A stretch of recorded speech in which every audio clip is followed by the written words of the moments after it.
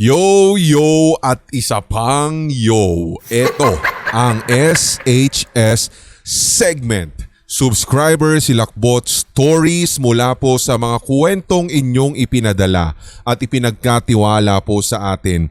Dito syempre sa sindakstories2008@gmail.com. Thank you! Katulad na lamang ng 3 kwentong tampok ngayong episode na ito. Linggo ba ngayon? Tapat bang linggo ito, Clay? Oo, kung halimbawa man kasi nagre-record kami ng walang date kasi. So kung natapat man ito Sabado or linggo ngayon, sit back and relax at enjoy ninyo ang pinakahuling mga oras ng weekend. Kwento ni na Christian, Nicole at ni Clay. Hindi si Clay natin dito. Ibang Clay ito ang tampok sa ating SHS. At eto na ang kanilang mga kwento. You are listening to Subscribers Hilakbot Stories, true horror stories submitted by HTV Positive listeners.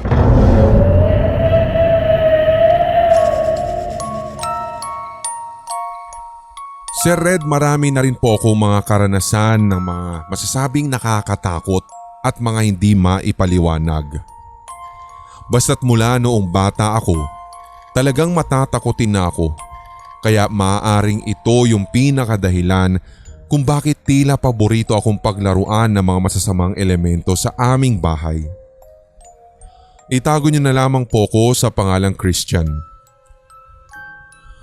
Grade 5 pa po ako noon nang mangyari ito.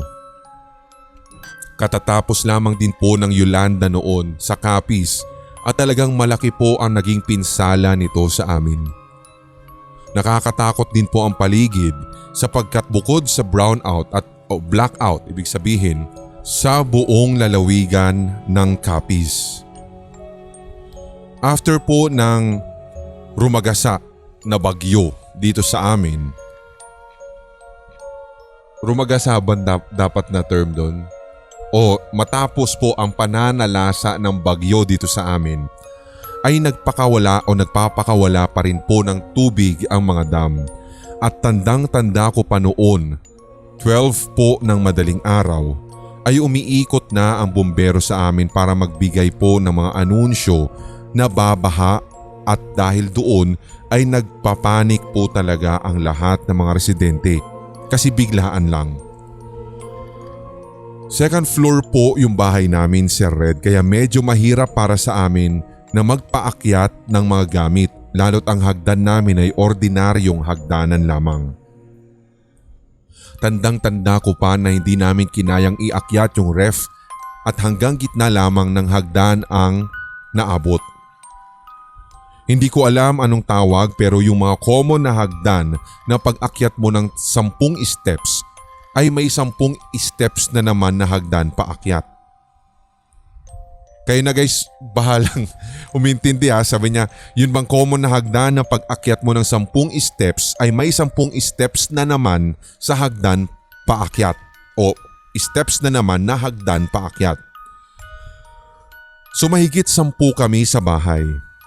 Dahil ang kalapit bahay namin noon ay nakisilong nung time na iyon dahil nga may kalakihan at sementado yung aming lugar. Kumbaga masasabi kasing mistulang mansyon. Nang matapos na kaming maghakot ng gamit ay tumambay muna kami sa terrace ng bahay sa second floor. Nag-usap-usap kung ano ang gagawin just in case sobrang lumalim yung baha. At nang unti-unti ay nagkakaroon na po ng tubig sa kalsada, ay nagkayayaan na rin kaming bumaba at tinignan yung tubig. Pero nagpaiwan ako para makichismis sa tita kung may kausap sa telepono. So habang tanaw ko yung kalsada, yung mga kasama ko mula sa terrace ay wala din pala mga dalang ilaw at tanging buwan lamang ang ilaw ng lahat at meron pa pong ilang flashlight. So sinigawan ako at niyaya ako ng pinsan ko mula sa baba na sumama sa kanila at maglibot-libot daw kami. Titignan pa nga daw kung may malalalim na ibang parte ng barangay namin at agad naman akong sumagot ng hintayin ako. So ura-uraday bumaba ako pero bago ako makababa, nakaramdam po talaga ako ng malamig. Kaya dahan-dahan ay bumaba ako ng hagdanan at nang makababa na ako ng 10 baitang kinuha ko na yung tsinelas ko na nasa loob. Kinuha ko ang tsinelas ko na nasa loob ng ref sa gitna ng hagdan na ipinasok ko nung naghahakot kami ng gamit kanina. Nang akmang bababa na ako sa last 10 steps, doon ngay nakaaninag ako si Red ng anino. Itong aninong ito si Red ay gumagapang paakyat ng hagdan. Pinagmasdan ko lang ito dahil sobrang bagal ng pagkilos na para nga po siyang itik na paisa-isa yung paggapang at pag-akyat sa hagdan. Nung una, hindi ko alam kung binibiro ba ako ng pinsan ko or talagang hayop lang ito, kaso wala naman kaming mga alaga nung time na iyon. So pinagmamasdan ko lang ito dahil kahit man ako ay confused talaga nung time na iyon. Doon din po sa gitna ng hagdan namin, Sir Red, ay meron palang malaking bintana. So, sobrang bagal po nung paggalaw nung nakikita ko at animoy bali-bali yung katawan. Laking gulat ko na lamang nang maaninagan ko ang itsura nito sapagkat pumapasok po yung liwanag ng buwan mula sa nabanggit kong malaking bintana. Babae po siya. Bali-bali nga talaga ang kanyang buto pero hindi ko ma-explain pero parang lahat ng mga joints niya ay na-dislocate. Nung medyo nakalapit na siya, doon ay nag-decide ako talaga na batuhin ko ito ng tsinelas at tatakbo na ulit ako pabalik sa taas. Sa huli, hindi rin kinaya ng pagiging matatakutin ko kaya tumakbo ako at bumalik sa terrace kung saan naroroon ang aking tita. Hindi talaga ako makagalaw nung time na iyon at nanginginig. Nakakatawa man pero talagang naihipo ako sa takot, Sir Red. Namumutla ako nung time na iyon at siya naman pong napansin ng tita ko kahit brown out. Agad niya akong pinababa para daw bantayan namin kung makakapasok o kung lumalalim na o tumataas yung tubig, baha. Ngunit umiling na ako sabay sabing, "May gumagapang po sa hagdan." At nagulat naman siya sa aking isinagot. Sinamahan na lamang niya ako sa terrace matapos nun. You are listening to Subscribers Hilakbot Stories, true horror stories submitted by HTV Positive listeners. Maraming salamat sa kwentong ibinahagi mo, Christian. At alam mo yon na nai-imagine ko yung itsura mo nung merong nakita ka na umaakyat ka mo na parang bali-bali yung buto tas babae. Diba? Just like the typical horror movies na napapanood na natin, diba? Kung paano nila pinoproject yung mga ganitong klaseng mga nakakatakot na nilalang. So yun yung unang pumasok sa isipan ko. Pero bago po yun, syempre aanyayahan ko na naman kayo na tikman na po ang kape ni Lola Trinidad. Nako naman, sa HTV merch po natin yan. At maraming salamat sa lahat na mga nag-purchase sa mga nakaraang linggo po. Thank you. Drip and Steep Coffee po yan. So wala na po at hindi na ata magre-restock yung ating corn coffee kasi yung ating supplier ay nagkaroon ng problema, pero magkagayon man yung drip at saka yung steep coffee muna yung atin pong atin pong titikman dyan, di ba? Kaya sa lahat po ng mga naku-curious kung ano po yung lasa nito, kayo na pong bahala mag-check out. Now na, check out na bago ma-check out ng iba at kayo na rin po yung magiging endorser kumbaga natin. At hindi lang parang ako lang yung magsasabi na masarap to yung ipupush ko. Dapat matikman mo talaga, promise masarap. Nakaabot na nga ng Canada to, di ba? Nakaabot na rin ng saan ba yun? Sa Misamis, di ba? Di ba? Maraming sa Italy ba yun? Hindi, Spain. Kina Presi at saka sa kanyang kakambal. Alam ko natikman na rin nila ito. So maraming salamat sa lahat ng mga OFW din na gusto din pong, alam mo yun, mag-order. So sana nga din po may international din po tayo soon. So for the meantime, yan muna, local muna, pero alam ko kung halimbawa meron naman din kayo mga kaanak na pwedeng umuwi, tapos di ba mag-check out para sa inyo, then dadalhin sa inyo dyan. So pwede naman ang matikman nyo rin. At ganoon na rin yung ibang mga items, sulitin nyo na rin po yung pag-check out. At maraming salamat dahil nagiging kaisa kayo sa aming advokasya para po syempre sa mga rescued, mga stray dogs, mga animals at kahit na mga pusa, mga ganyan syempre, at pati yung pag-feed sa kanila. Lalong-lalo na syempre yung paborito natin na lagi po naming binabanggit sa inyo, ang Philippine Animal Rescue Team. Check nyo na lang ang kanilang Facebook page at ganoon na rin ang Kape ni Lola Trinidad Facebook page para sa direct link ng ating HTV merch at maging ng mga items na pwede mo pang ma-check out dyan. Okay, pero yun nga, ito muna tayo. Pagdating po dun sa mga pagkawala ng kuryente, baka confusing pa rin para sa inyo paggamit ng salitang, kasi nabanggit niya yung brownout kanina. Well, in fact, ang tamang term doon ay blackout. At hindi lamang siya brownout. Sabi nga nung iba, ano nga daw yung pinaka difference kasi nila. Pag sinabi mo kasing brownout, talagang ito totoo ito guys ha. Pag sinabing brownout, may kuryente pero mahina at nawalan sa iilang porsyon lamang. Mataas sa pangangailangan o demand sa kuryente kaya nababawasan yung voltahe. Kaya nagdudulot po ito ng pagdidilim ng ilaw at hindi paggana ng ilang kagamitan. Once again, pag brownout, sabi nga natin ilang porsyon lang, pero pag blackout, ito pagkawala po ng kuryente sa malaking bahagi o yung buong power grid na kinabibilangan kung saan nakakonekta yung kuryente ng isang lugar. At maaari daw po na mawalan ng, pag sinabing blackout, maaaring tumagal ng ilang araw, ilang oras o kaya ilang linggo. Kumaga parang walang kuryente sa buong Visayas, walang kuryente sa buong lalawigan. Something like that. Okay, so para to, Department of Energy.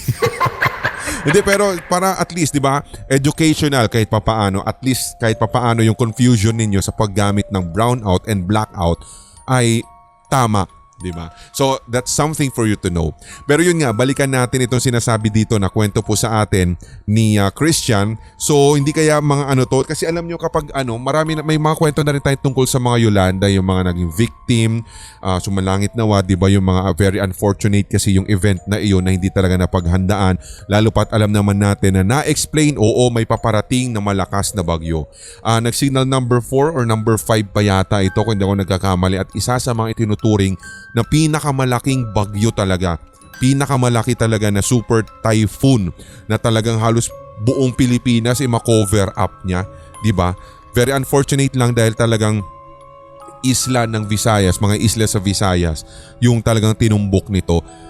Meron talagang mga anunsyo, ready tayo doon, pero hindi inakala at hindi kasi, alam mo yun, nawala kasi yung pag-educate sa mga tao tungkol sa mga tawag doon yung mga daluyong o kaya yung sinasabi nga natin ay storm surge, di ba? Kaya yun, yung ilan talaga sa mga kumitil sa buhay ng mga kawawa natin na mga kababayan dyan sa Visayas nung Yolanda. So wag na natin masyadong i-romanticize dahil baka maalala na naman yung ilang mga victims na just in case alam mo yung nakikinig sa atin.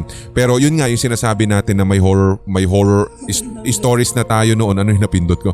Horror stories na tayong na basa tungkol sa mga Yolanda, horror stories, yung mga victims nito na nagmumulto. Yung meron isang parang part ng Bakawan daw ata sa Visayas na may naririnig silang parang iyak ng babae hanggang sa pagdating ng araw ay dumadami na yung iyakan. So maaaring ito daw yung mga parang, alam mo yun, yung mga katawan na hindi na natagpuan at maaaring sumiksik na dun sa mga mangrove. Diba? Yun yung ilan sa mga natin, sa mga kwento na alam ko nang nai-airy na natin dito sa Hilakbot. At ito nga sinasabi dito po ni Christian, hindi kaya maaaring isa rin yan sa mga victim nitong mapinsala na bagyo o super typhoon na Yolanda, di ba? And then bukod pa po doon, ito nag-send po pala siya ng attachment, buti na hindi ko nakalimutan. Ito ang itsura daw po nung kanilang hagdan. Okay, so alam ko na talagang meron pong parang tungtungan diyan talaga, di ba? 10 steps, tas may tungtungan, merong pwedeng paglapagan talaga. And then yan, sa another 10 steps paakyat. So ito pala yung dinedescribe niya. And then sabi nga niya, may malaking bintana daw doon. Tapos dito daw po sa baba, bandang baba, yung may mga nakasabit ngayon dyan sa mga handrail. Dyan daw ata niya nakita yung parang, alam mo yun, gumagapang na nilalang. So at least nabigyan tayo ng photo na picture out, na figure out natin kung ano yung sinasabi niya tungkol dito sa hagdan niya. Maraming salamat sa iyo, Christian. At sana kung ikaw din magbabahagi ka rin sa amin ng ganito, maaari nyo rin po kaming bigyan ng mga attachment, images o kaya videos, kahit ano man yan, nakuha ng CCTVs, kuha ng inyong cellphone cam, para na sa ganun maipakita din natin sa mga nakikinig sa atin ngayon. Okay? So second story na po tayo, guys, at sana ay patuloy pa rin yung mga dumadagsa ngayon, at salamat po kung ikaw ay isa sa mga talagang nakikinig at nag-aabang ng ating SHS segment. You are listening to Subscribers Hilakbot Stories, true horror stories submitted by HTV Positive listeners. Second story mula po kay Nicole. Ito pong nangyaring ito, Sir Red, ay base sa alaala ko noong ako ay bata pa lamang. Katatapos lamang po ng Christmas party namin noon. Grade 6 po ako dito. Pagsapit ng gabi, nagbabasa ako sa kwarto ko ng mga libro dahil mahilig po talaga ako sa pagbabasa, and then afterwards ay magsusulat. Hindi ko lang po napansin yung oras, pero sumapit na pala ito ng 11:00 ng gabi. So, after po ng ginagawa kong pagsusulat, nag-decide na ako matulog. Sa kalagitnaan ng aking pagtulog, ay bigla po akong nagising sa hindi malamang dahilan. Meron po kasi akong naramdamang kakaiba sa aking gawing paanan. So napatingin ako doon at may nakita akong bata at maliit lamang talaga siya, Sir Red. At masasabi kong kasing tangkad ng kababata kong kapatid. Ang napansin ko rin ay hindi ako makagalaw sa aking higaan. Hanggang sa nakapagdesisyon ako na magtalukbong at magdasal habang ako ay naroroon sa ganong klaseng posisyon. Habang ako ay nagdarasal din, Sir Red, ay nakikita ko pa yung paggalaw ng batang nasa paanan ko. Hanggang sa napasigaw ako at agad ay nakuha ko po yung buwelo para bumangon at tumakbo kina Lola na nasa kabilang kwarto lamang. Hindi lang po natapos doon yung experience kong iyon, sapagkat may mga sumunod pa. Sa lahat ng pagkakataong iyon, lagi pong present yung bata. There's this chance na natutulog po kami ng kapatid ko sa may sala, so bali ako ay nakahiga sa sahig at siya naman ay sa sofa. Nagising po ako ng bandang 2:00 na madaling araw. At pagtingin ko sa bandang ribulto ng isang santo sa may altar namin, doon ay nakita ko po yung batang lumilipad. Pero madungis po siya ngayon, sunog ang kamay at lumulutang papunta sa akin. Sa nakita ko po na posisyon ng kanyang mga kamay, alam ko na may balak po siya na sakalin ako. Ginising ko yung kapatid ko na natutulog po sa sofa. At sinabi ko sa kanya ang aking nakita. Dinamayan niya ako sa pagdarasal hanggang sa kami muli ay makatulog. Sa katunayan, Sir Red, ay tila na traumatized nga po ako sa mga nangyaring iyon nung gabing yun. Hanggang sa kasalukuyan, kapag naiisip ko iyon, ay talagang kinatatakutan ko at kinikilabutan ako. You are listening to Subscribers Hilakbot Stories, true horror stories submitted by HTV Positive listeners. Maraming salamat sa kwentong ito, Nicole, at sana madugtungan pa yung iba pa mga kwento mong ito. Ikwento mo na lahat ng mga ganitong klaseng mga yung karanasan mo para pwede natin i-compile ito sa isang horror or true ghost stories na pagsasama-samahin natin yung ibang mga kwento pa nung ating mga legit na HTV Positive listeners. Okay?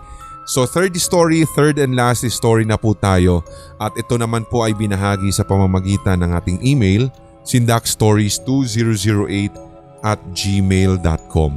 Muli, akin pong ipinapaalala na kung hindi pa nababasa ang inyong kwento, kapit lang sa matigas at himas lang sa madulas. Rest assured, kapag sinabi ko sa inyo na nag-reply po, in-acknowledge po ng ating admin ang inyong mga story submission, ibig sabihin nasa folder na po natin yan. So pakihintay na lang kung kailan po natin siya mababasa, kailan maisasama sa isang compilation or maging sa episode po ng SHS segment. So please bear with me, okay? So ito na ang kanyang kwento, mula po ito kay Clay. You are listening to Subscribers Hilakbot Stories, true horror stories submitted by HTV Positive listeners. Noong nabubuhay pa po si lola ko, kaugalian na namin na dalawin tuwing araw ng mga patay si lolo.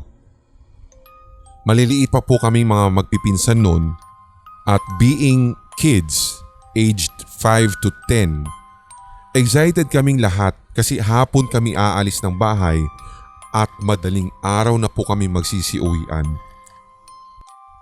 Panganay po akong apo, Sir Red, at hindi ko nakilala ang lolo ko dahil dalaga pa ang nanay ko nang mamatay ito. So 1 or 2 a.m. na kami nakauwi, natulog, hanggang sa magising ako para pumunta sa banyo. For visualization, nasa second floor yung kwarto namin na paglabas mo ng pintuan, bubungad ang hallway, hagdan, sala at bintana na makikita ang garden at yung gate ng aming bahay. Sa labas ng gate namin ay may manipis na ramp na kapag may taong nakasampa doon, makikita mo talaga yung ulo sa gate. So going back, madilim sa kwarto namin at aaminin ko talagang isa akong napakalaking duwag pero kailangan kong magpunta sa banyo. Pagbukas ko ng pintuan, agad ay switch on ko yung ilaw sa hallway at adjacent siya sa pintuan ng banyo. Hindi ko na nabuksan pa ang ilaw kasi paglabas ng kwarto, ang una mo talagang makikita ay yung window na yun sa sala. So doon talaga ako napatingin at doon ako nakakita, Sir Red, ng isang lalaking nakabarong pero walang ulo. Dahil sa nakita ko, hindi na talaga ako nakapasok ng banyo. Tumalikod ako ng mabilis at nagmamadaling bumalik sa kwarto at muling natulog dahil sa sobrang takot. You are listening to Subscribers Hilakbot Stories, true horror stories submitted by HTV Positive listeners. Maraming salamat, Clay, sa ibinahagi mong kwento at 'di ba? Lalaki nakabarong parang ganun. Hindi kaya siya si lolo mo, 'di ba? Pero ikaw, ano bang take ninyo sa inyo, guys? Kayo, ano bang take ninyo tungkol dito, 'di ba? I-comment nyo lang 'yan para at least maging buhay naman yung comment section po natin, okay? At ganoon na rin po sa mga ilan pang mga nagpaparamdam sa ating mga SHS segment videos. Maraming salamat, hindi ko man po talaga tik-tik lahat. Basta kilala nyo na po kayong mga nakikinig ngayon. Lahat ng mga syempre solid at loyal listeners talaga natin na inaabangan ng segment na ito kahit anuman o gaano sila ka-busy ngayong araw na ito. Ang aming pagpapasalamat po syempre bilang pagtatapos na naman ng isa na namang episode. Bukas, Monday, another week, sabi natin ganon. Dapat positive vibes lang, positive thinking, cheerful mind, mga ganyan. Positive lang tayo, guys, sa lahat ng mga gagawin para maluwag naman yung pagpasok ng sabi nating fortune or swerte sa inyo, di ba, mga katulad niyan. But anyway, kayo guys, basta magsabi lang kayo sa amin kung ano po yung take ninyo sa third story, kung lolo ba niya talaga yan or hindi. Diba? Or iba. O ano yung pahiwatig na mga pagpapakita ng mga elemento o kaya ng mga ghostly apparition na walang ulo. Diba? So, doon din nga pala sa mga Natawa naman ako dun sa nagsabi-sabi niya, okay lang daw yung boses ko dito sa SHS, pero halatang binabasa ko lang daw yung mga story. Hayaan nyo po sa susunod, i-memorize ko po talaga lahat ng mga stories na akin pong ilalahad dito sa SHS. Parang na-pressure naman ako doon, Clay. Tsaka di ba? Parang gusto niya ata memorize talaga na parang declamation ng dating. Di ba? Halatang binabasa ko lang daw. Yun talaga binabasa talaga. But anyway, para siguro gusto niya, noong nabubuhay pa ang lola ko, kaugalian na naming dalawin tuwing araw na mga patay ang lolo ko.